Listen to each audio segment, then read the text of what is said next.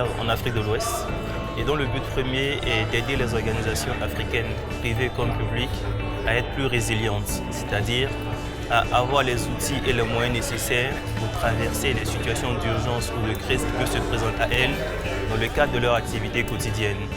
Ce peut être des événements qui surviennent malgré leur volonté, du fait d'actes malveillants ou tout simplement du fait d'un environnement non favorable ou d'une mauvaise fortune. Il peut s'agir d'une inondation, il peut s'agir d'un incendie, il peut s'agir éventuellement de contamination environnementale. Et dans chacun de ces cas, nous avons des moyens méthodologiques et techniques pour pouvoir aider les organisations à être mieux préparées pour pouvoir y faire face. Cette question de la gestion des risques en entreprise est devenue depuis quelques années le centre des préoccupations du secteur privé et donc un sujet de grand intérêt pour nous, organisations patronales et associations professionnelles qui défendons le secteur privé. Le contexte international, que s'agisse du contexte international, régional ou national dans lequel évoluent les entreprises, on se rend compte que ces entreprises-là font face à de nombreux défis et menaces. Crise socio-politique, terrorisme, risques sanitaires, Ebola il y a quelques années, coronavirus actuellement et catastrophes liées au changement climatique, inondations, incendies. Il s'agit de crises qui touchent bien souvent à la vie et à la survie de nos entreprises.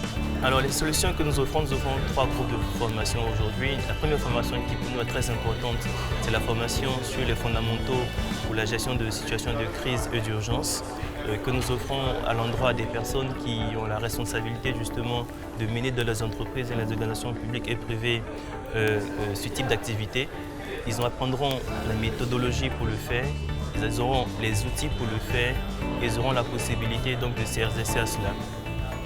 Deuxièmement, nous avons une formation qui s'appelle HEAT, Hostile Environment Awareness Training, où nous préparons les différents personnels des sociétés en fonction des choix des différents dirigeants à pouvoir être préparés à travailler dans un environnement qui peut être plus ou moins difficile.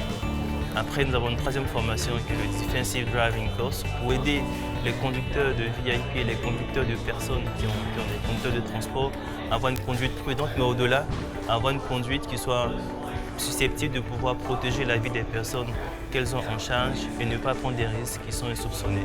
Nous avons deux types d'accréditation. On a l'accréditation pour les entreprises, on a les accréditations pour les professionnels. Alors donc c'est simple, il suffit simplement que votre organisation remplisse les critères standards. Donc lorsque vous remplissez les critères, alors sur la base d'études, une fois les études terminées, alors vous pouvez bénéficier de l'accréditation. Mais il faut déjà remplir les conditions et comme je l'ai souligné, le type d'accréditation pour les entreprises et pour les professionnels. Alors cela est possible, vous pouvez déjà avoir accès au site internet qui est emap.org.